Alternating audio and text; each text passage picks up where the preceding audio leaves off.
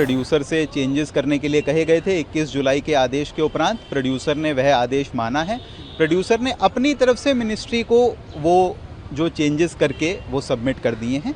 अब इसके बाद मिनिस्ट्री को अगला एक्शन लेना है। ट्रायल चल रहा है, ट्रायल के बाद कोर्ट ये तय करेगी, एनआईए कोर्ट ये तय करेगी कि ये चार्जशीट के आरोप सच हैं या गलत हैं। ये कोई फिल्म का प्रोड्यूसर इस ट्रायल के ख़त्म होने के पहले इसको ये नहीं बोल सकता है कि यही सत्य है, जो सरकार का पक्ष है वही सत्य है। हियरिंग के दौरान वहाँ 2 पिटीशंस हैं, एक मोहम्मद जावेद की जो फेयर ट्रायल के लिए है और एक मौलाना अरशद मदनी की जो कि फिल्म के कंटेंट पे है और जो कि चैलेंज करती है रिव्यू कमेटी के 21 जुलाई के आदेश को। फ़िलहाल के लिए दोनों पिटीशन साथ में बुधवार को टेकअप होंगी। आज माननीय दिल्ली हाई कोर्ट का ऑर्डर जब हम डिटेल में देखेंगे तो बेहतर उस पर कमेंट कर पाएंगे। फ़िलहाल के लिए दिल्ली हाई कोर्ट ने दोनों मुकदमे परसों बुधवार की सुनवाई के लिए रखे हैं। सर, सुनवाई के दौरान जो चीफ जस्टिस ऑफ दिल्ली छोटा सा सवाल पूछा जिसे वकीलों ने कई तरह से उलझाने की कोशिश की कि क्या नया सर्टिफिकेट इशू हुआ है या नहीं। उसको सीधे से जवाब, एक सवाल पूछा गया था उसका सीधे से जवाब नहीं दिया जा रहा था। आप क्या कहना चाहेंगे इस पर? प्रोड्यूसर अपनी तरफ से जो कर सकते थे वो कर चुके हैं। प्रोड्यूसर से चेंजेस करने के लिए कहे गए थे 21 जुलाई के आदेश के उपरांत। प्रोड्यूसर ने वह आदेश माना है। प्रोड्यूसर ने अपनी तरफ से मिनिस्ट्री को वो जो चेंजेस करके वो सबमिट कर दिए हैं। अब इसके बाद मिनिस्ट्री को अगला एक्शन लेना है। फ्रेश सर्टिफिकेट आएगा या फ्रेश किसी प्रकार से कोई और उसमें अप्रूवल आएगी, वह मिनिस्ट्री का लुकआउट है। हमारी तरफ से, प्रोड्यूसर की तरफ से जो किया जा सकता था, चेंजेस करने थे, प्रोड्यूसर ने वो चेंजेस करके मिनिस्ट्री में सबमिट कर दिए हैं। सुनवाई के दौरान हाईकोर्ट ने ये पाया, माननीय हाईकोर्ट ने बोला कि चूंकि ये 21 जुलाई को ये मिनिस्ट्री ने, सरकार ने एक निर्णय दिया था जिसमें कहा गया था प्रोड्यूसर्स को कि वो 6 और चेंजेस करें अपनी मूवी में और जो डिस्क्लेमर दे रहे हैं उस डिस्क्लेमर को भी चेंज करें। लेकिन इस निर्णय के बाद ये प्रोड्यूसर्स ने फिर से एक एप्लीकेशन दे के ये दिखा के कि इन्होंने ये सारे चेंजेस एक्सेप्ट कर लिए हैं और उसके बाद सीबीएफसी ये देखेगी और फ्रेश सर्टिफिकेशन देगी।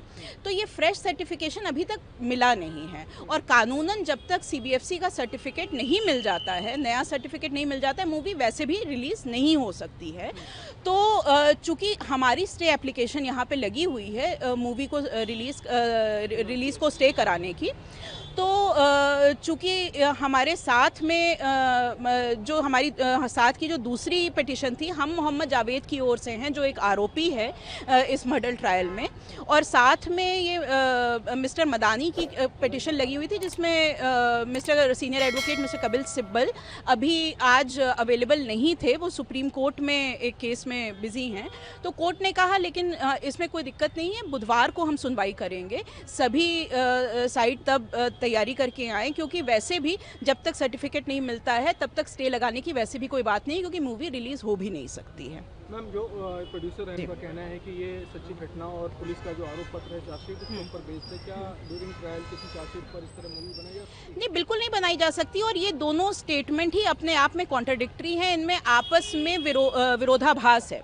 क्योंकि जब एक तरफ आप कह रहे हैं कि आपकी फिल्म चार्जशीट पर बेस्ड है और इस चार्जशीट को किसी देश की किसी भी कोर्ट ने माना नहीं है, ट्रायल अभी चल रहा है, इस ट्रायल में 166 विटनेसेस जो हैं वो इन्होंने बोले हुए हैं, चार्जशीट में नामांकित हैं सरकार के द्वारा, और जिसमें से सिर्फ अभी तक 6 विटनेसेस हुए हैं। ट्रायल चल रहा है, ट्रायल के बाद कोर्ट ये तय करेगी, एनआईए कोर्ट ये तय करेगी कि ये चार्जशीट के आरोप सच हैं या गलत हैं। ये कोई फिल्म का प्रोड्यूसर इस ट्रायल के ख़त्म होने के पहले इसको ये नहीं बोल सकता है कि यही सत्य है, जो सरकार का पक्ष है वही सत्य है।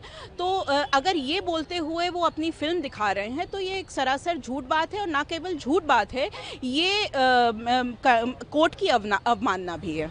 मैम, क्या आपको लगता है कि अगर फिल्म क्लाइंट है मोहम्मद जावेद जो आरोपी है, क्या उसे भी कोई खतरा हो सकता है? जी बिल्कुल, क्योंकि मैं आपको बताना चाहूँगी कि मेरे क्लाइंट को माननीय राजस्थान उच्च न्यायालय ने बेल दी हुई है, ये कहते हुए कि चार्जशीट में मेरे खिलाफ जो भी बयान है उनसे ये नहीं दिख पा रहा है कि जो सबूत चाहिए होते मेरा लिप्त होने के लिए वो नहीं है, चार्जशीट से वो नहीं निकल के आ रहा है। और इसके कारण मैं ऑलरेडी बेल पे हूँ।